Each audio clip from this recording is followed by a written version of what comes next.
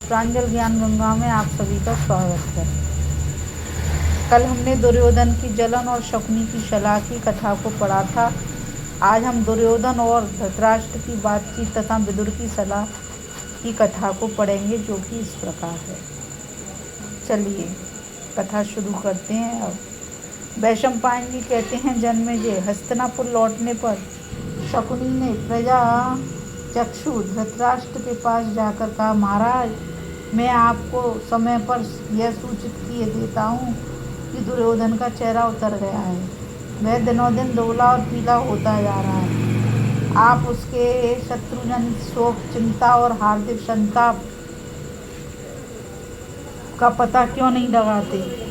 धृतराष्ट्र ने दुर्योधन को संबोधन करके कहा, बेटा, तुम इतने खिन्न क्यों हो रहे हो? क्या शकुनी के कथा न अनुसार तुम पीले, दुबले एवं विवर्ण हो गए हो? मुझे तो तुम्हारे शौक का कोई कारण नहीं मालूम।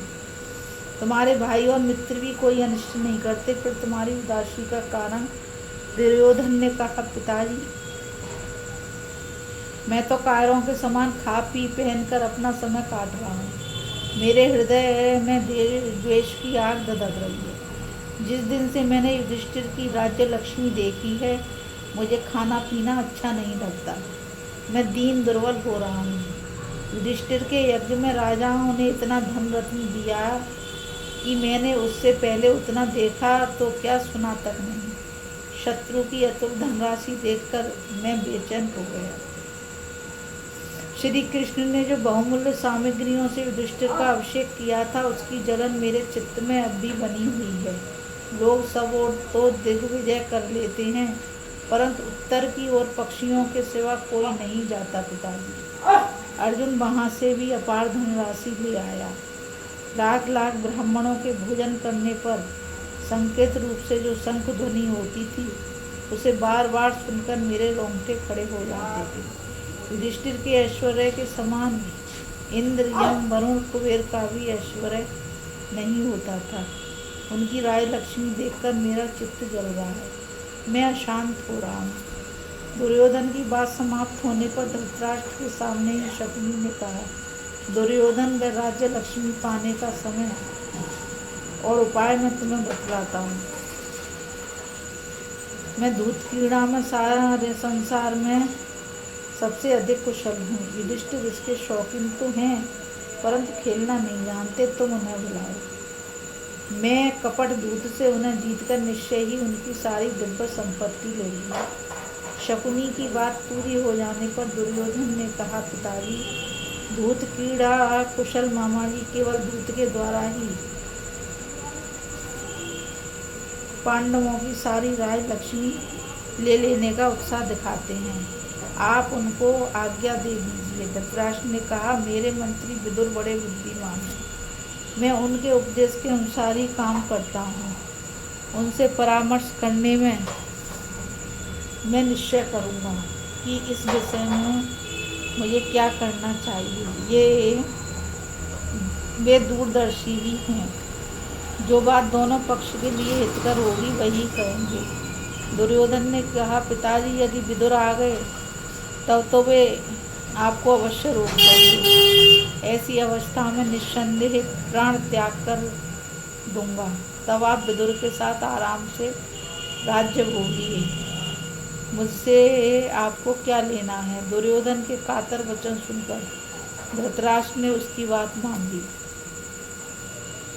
परंतु फिर जुए को अनेक अनर्थों की खान जानकर विदुर से सलाह करने का निश्चय किया और उनके पास सब समाचार भेज दिया। समाचार पाते ही बुद्धिमान विदुर जी ने समझ लिया कि अब कलयुग अथवा कलह युग का आरंभ होने वाला है। विनाश की जड़ जम रही है। वे बड़ी शीघ्रता से धृतराष्ट्र के पास पहुँचे। बड़े भाई के चरणों में प्रणाम करके उन्होंने कहा, राजन, मैं जुए के उद्योग को बहुत ही अशुभ लक्षण समझ रहा हूँ। आप ऐसा उपाय कीजिए जिससे जुए के कारण आपके पुत्र और भतीजों में परस्पर बैर विरोध न हो। धृतराष्ट्र ने कहा, मैं भी तो यही करता हूँ, परंतु यदि देवता हमारे अनुकूल होंगे तो पुत्र और भतीजों में कलह नहीं होगा। भीष्म, द्रोण और एवं मेरी और तुम्हारी उपस्थिति में किसी प्रकार की अनीति नहीं होगी। इतना कहने के बाद धृतराष्ट्र ने अपने पुत्र दुर्योधन को बुलाया और एकांत में उससे कहा, बेटा, विदुर बड़े नीति निपुण और ज्ञानी हैं। वे हमें बुरी सम्मति कभी नहीं दे सकते।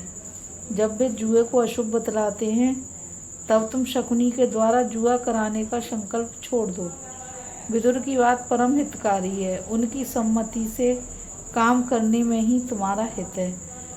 भगवान बृहस्पति ने देवराज इंद्र को जिस नीति शास्त्र का उपदेश दिया था, विदुर उसके मर्मज्ञ हैं। यादवों में जैसे उद्धव वैसे ही कौरवों में विदुर। मुझे तो जुए में विरोध दिख रहा है। जुआ आपस की फूट का मूल कारण है, इसलिए तुम इसका उद्योग बंद कर दो।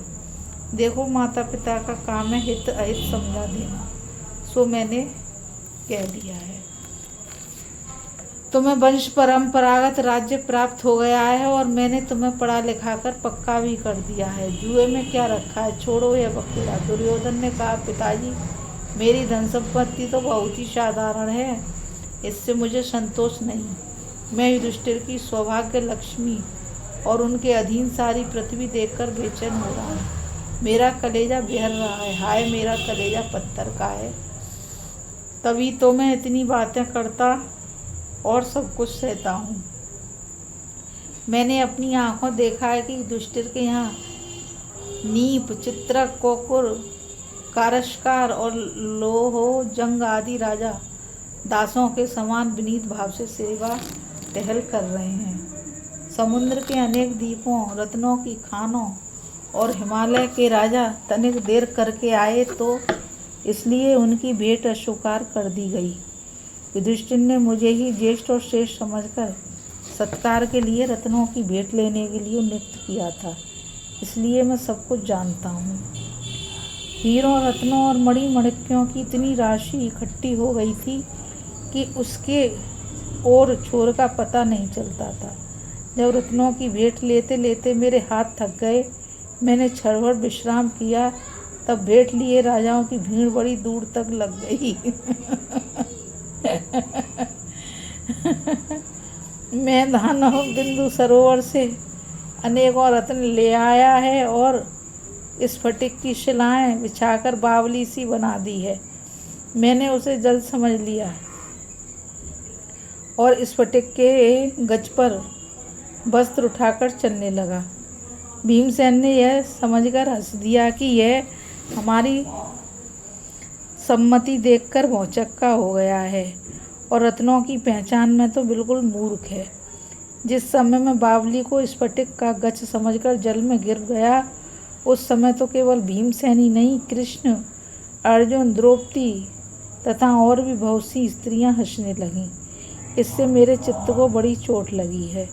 जिन रत्नों को मैंने कभी नाम भी नहीं सुने थे, उन्हें मैंने पांडवों के पास अपनी आँखों से देखा है।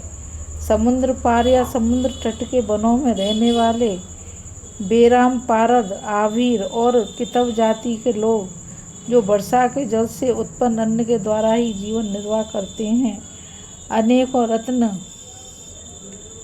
बकरें, मेढ़े, गो, स्वर्ण, खच्चर, ऊंट और तरह तरह के कम्बल लिए भेंट देने को फाटक पर खड़े हैं, परंतु उन्हें कोई भीतर नहीं घुसने देता है। मलेच्छ देशाधिपति प्राग्ज्योतिष नरेश भगदत्त बहुत से ऊंची जाति के घोड़े और उपहार लेकर आए थे, परंतु उन्हें भीतर घुसने की आज्ञा नहीं मिली। चीन, शक, औड्र, जंगली बरवर, काले काले हार, हूण, पहाड़ी, नीप एवं अनुप देश के वासी राजा रोके जाने के कारण द्वार पर ही खड़े रहे। और भी कितने ही लोग दूर तक धावा मारने वाले हाथी, अरबी घोड़े, पद्मों के मूल्य का सोना भेंट में लेकर आए थे, परंतु उनकी भी वही गति हुई। पिताजी, आप तो जानते ही हैं कि मेरू और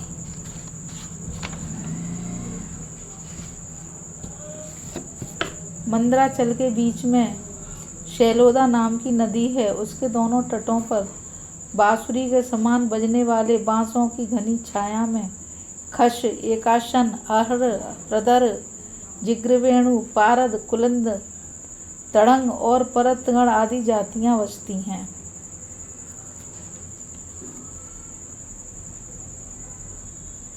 पिताजी पांचालों के साथ पांडवों का संबंध है और अंधक तथा वृषणवंशी उनके सखा हैं, इसलिए केवल यही दोनों उन्हें कर नहीं देते, बाकी सभी उनके कर सामंत हैं। दुर्योधन की बात सुनकर धृतराष्ट्र ने कहा, बेटा तुम मेरे ज्येष्ठ पुत्र हो, पांडवों से देश मत करो। देशी को मृत्यु तुल्य कष्ट भोगना पड़ता है। जब वे तुमसे देश नहीं करते तो तब तुम मोहवश उनसे देश क्यों करते हो और अशांत रहते हो? उनकी संपत्ति क्यों चाहते हो? यदि तुम्हें उनके समान यज्ञ वैभव की चाह है तो ऋषियों को आज्ञा दो, तुम्हारे लिए भी राजसूय महायज्ञ हो जाए, तुम्हें भी राजा लोग तरह तरह की भेंट दें। बेटा दूसरों का धन चाहना तो लुटेरों का काम है। जो अपने धन से संतुष्ट रहकर धर्म में स्थिर रहता है वही सुखी होता है। दुर्योधन ने कहा, पिताजी आप तो बड़े अनुभवी हैं, आपने जितेंद्रिय रहकर गुरुजनों की सेवा भी की है, फिर आप मेरे कार्य साधन में बाधा क्यों डाल रहे हो? क्षत्रिय का प्रधान कर्म है शत्रु पर विजय, फिर इस स्वकर्म में धर्म अधर्म की शंका उठाने से क्या मतलब?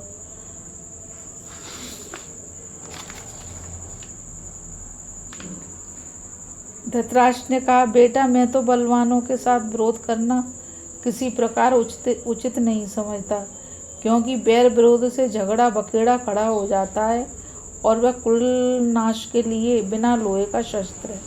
दुर्योधन ने कहा, पिताजी यह कोई नई बात तो नहीं है, पुराने लोग दूध कीड़ा किया करते थे, उनमें ना तो झगड़ा बखेड़ा खड़ा होता था और ना तो युद्ध। आप मामा जी की बात मान लीजिए और शीघ्र सभा मंडप बनाने की आज्ञा दीजिए। धृतराष्ट्र ने कहा, बेटा तुम्हारी बात मुझे अच्छी नहीं लगती, तुम्हारी जो मौज हो करो, देखो कहीं तुम्हें पीछे पछताना न पड़े, क्योंकि तुम धर्म के विपरीत जा रहे हो। महात्मा विदुर ने अपनी विद्या और बुद्धि के प्रभाव से सारी बातें पहले से ही जान ली हैं। संयोग ही ऐसा है, लाचारी है। क्षत्रियों के क्षय का महान भयंकर समय निकट आता दिख रहा है। राजा धृतराष्ट्र ने सोचा कि देव अत्यंत दुस्तर हैं, देव के प्रताप से वे अपने विचार भूल गए। पुत्र की बात मारकर उन्होंने सेवकों को आज्ञा दी कि तुम लोग शीघ्र ही तोणर स्फटिक नाम की सभा तैयार कराओ, उसमें 1000 खंबे एवं स्वर्ण तथा वैदुर्य से जड़ित 100 दरवाजे हों, उसकी लंबाई चौड़ाई 1-1 कोस की हो। राजाज्ञानुसार कारीगरों ने सभा तैयार की और उसे तरह तरह की वस्तुओं से सजा दिया। इस कथा में बस इतना ही। अभी हम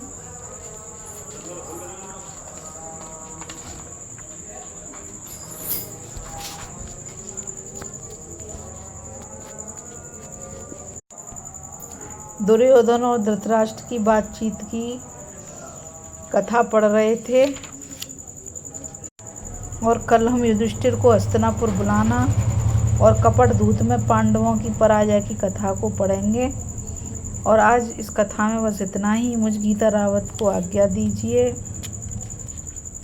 और मैं आप सभी से बस इतना कहना चाहूँगी कि इस कथा को ज़्यादा से ज़्यादा लाइक, शेयर और सब्सक्राइब कीजिए ताकि ये अद्भुत ज्ञान अधिक से अधिक लोगों तक पहुंच सके।